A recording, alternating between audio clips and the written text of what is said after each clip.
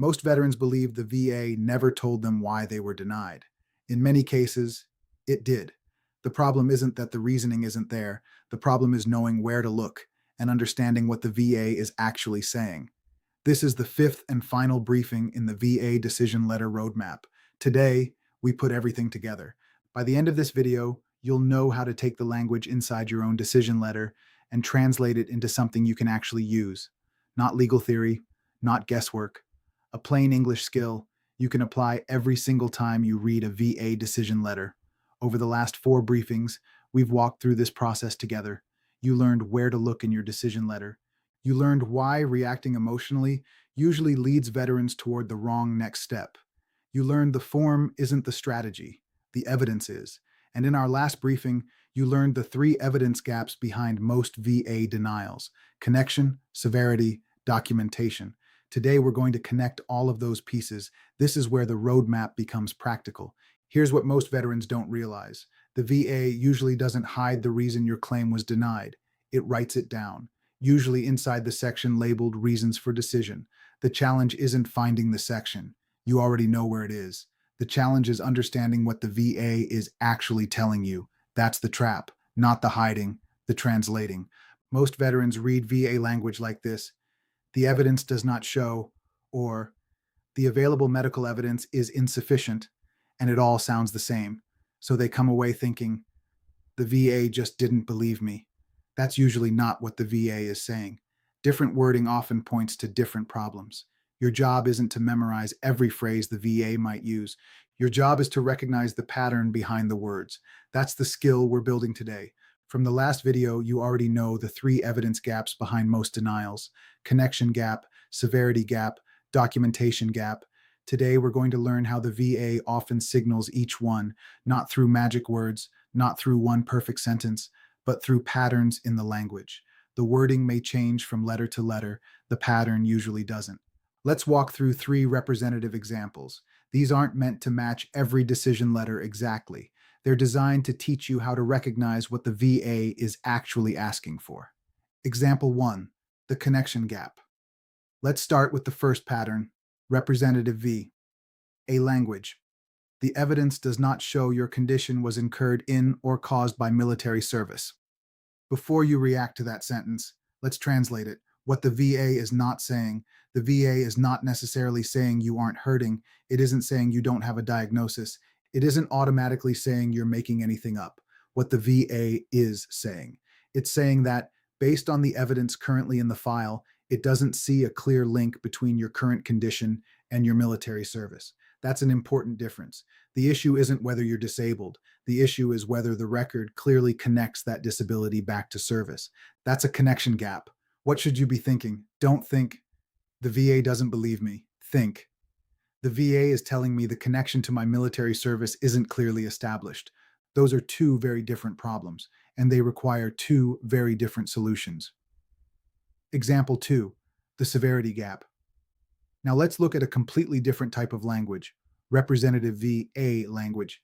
The evidence does not show that your symptoms meet the criteria for a higher evaluation. Again, let's translate it. What the VA is not saying: the VA isn't necessarily questioning whether your condition is related to service. It isn't automatically saying you're exaggerating. What the VA is saying: it's saying that the evidence currently in the record doesn't clearly demonstrate the level of impairment required for the evaluation being sought. That's very different. The question isn't, do you have the condition? The question is, does the current evidence clearly show how severe it is today?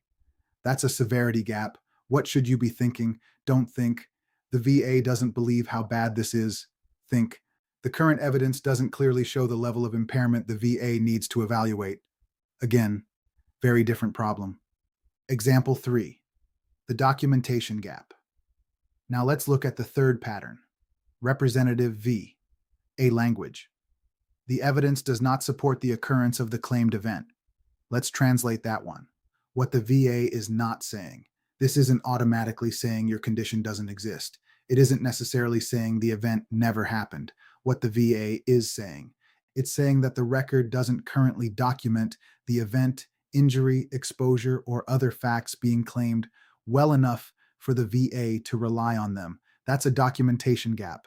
The issue isn't the diagnosis. The issue isn't the severity. The issue is whether the record documents what happened clearly enough. What should you be thinking? Don't think. The VA says this never happened. Think. The current record doesn't yet document what I'm describing clearly enough. That mindset changes everything. Instead of reacting emotionally, you begin asking better questions. What documentation is missing? What evidence could help clarify the record? That's how you move from confusion to clarity. Now notice something. None of those three examples asked the same question. One asked, is this connected to service? One asked, how severe is it today? And one asked, does the record clearly document what happened? Three different questions, three different evidence gaps, three different paths forward. That's why every denial shouldn't receive the same response. And it's why understanding your decision letter matters so much before deciding what to do next. Now let's apply this to the letter sitting in front of you. I don't want you to read it like you did the first time. The first time, most veterans are looking for one word: granted, denied, deferred. And the moment they see denied, it's easy to stop reading and start reacting. That's understandable. But that's not where the real value of the letter is. The real value comes a few pages later, usually in the section labeled Reasons for Decision. This time, I want you to read it differently, not like someone looking for a verdict, like someone looking for clues. Remember, you're not looking for a verdict. You're looking for a pattern. That's a completely different mindset. As you read each sentence, don't immediately ask, what form do I file next? Instead, ask yourself three questions. Question 1. Is the VA telling me the connection between my condition and military service isn't clearly established? If that's what you're seeing, you're probably looking at a connection gap. Question 2. Is the VA saying the current evidence doesn't clearly show how severe my condition is today? If that's the pattern, you're probably looking at a severity gap. Question 3. Is the VA saying the record doesn't clearly document the event, injury, exposure, treatment, or other facts it's relying on? If that's what you're reading, you're probably looking at a documentation gap. Notice something. Those questions don't ask, what form? They ask, what problem is the VA trying to describe? That's a completely different way of reading a decision letter. There's one more thing I want you to remember. A single decision letter can point to more than one evidence gap. You might identify a documentation gap and later discover the letter also points to a connection gap. Or you may find that the VA accepts service connection, but says the current evidence doesn't support a higher evaluation. That's a severity gap. Don't force every decision letter into one category. Instead, read the entire section. Identify the clearest pattern first. Then keep reading to see whether the VA is pointing toward additional issues. That's why slowing down matters. The biggest mistake veterans make. Here's the mistake I see over and over again. A veteran reads one confusing sentence, gets frustrated, and reduces the entire denial to one thought. They said there wasn't enough evidence. But not enough evidence isn't a diagnosis. It's a conclusion. The important question is, what evidence? Evidence connecting the condition to service? Evidence showing how severe it is today? Evidence documenting the event or circumstances being claimed? Those are three completely different questions, and each one points you toward a different path. That's why understanding the gap comes before deciding the next move. This entire series can be summarized in 4 simple steps. Step 1, read the decision letter, not just the outcome, the reasons behind it. Step 2, translate the VA's language into plain English. Step 3, identify the evidence gap, connection, severity, or documentation. Step 4, only then, decide your next step, not because someone online told you what form to file, but because you understand what problem you're actually trying to solve. That's the difference between reacting and responding. That's the difference between confusion and clarity. Now that you understand how to read your decision letter, how to translate the VA's language, and how to identify the evidence gap, there's only one thing left: putting it into practice. Your 48-hour challenge. Here's your mission for the next 48 hours. Pull out your VA decision letter, turn to the Reasons for Decision section, read it slowly, not looking for bad news, not looking for a reason to get frustrated, looking for patterns.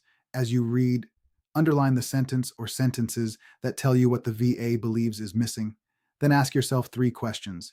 Is the VA questioning the connection to my military service? That's a connection gap. Is the VA questioning the current level of my disability? That's a severity gap. Is the VA questioning whether the record clearly documents what happened? That's a documentation gap. That's all I want you to do. No forms, no filing, no rushing to the next step, just clarity, because clarity always comes before action.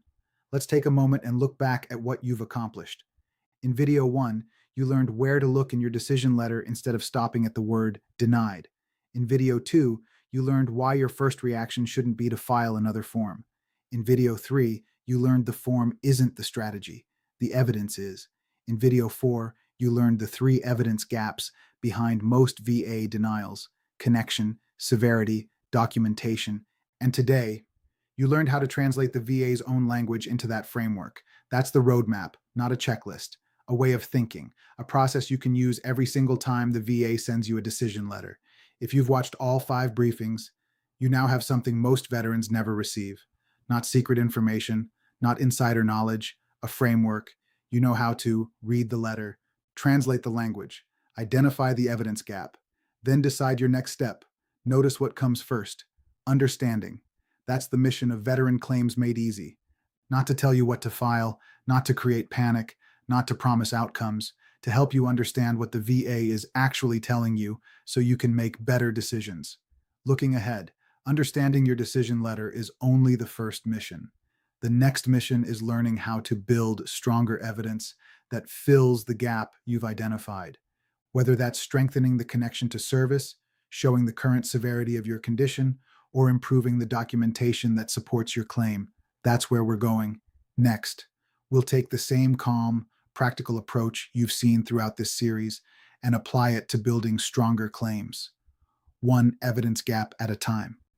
If you're looking at your own decision letter right now and the wording still feels confusing, start with the free V, a letter translator linked below. It's designed to help you take VIA language and translate it into plain English before you decide what to do next. And once you've identified your evidence gap, the free VA claim. Readiness resources can help you organize your records, understand what information you already have, and prepare before taking your next step. Remember, the goal isn't to react faster. The goal is to respond more intelligently. Closing my goal is never to mislead, only to empower you with accurate, honest, and actionable information. Thank you for trusting me to walk through this roadmap with you. Semper Fidelis, and God bless.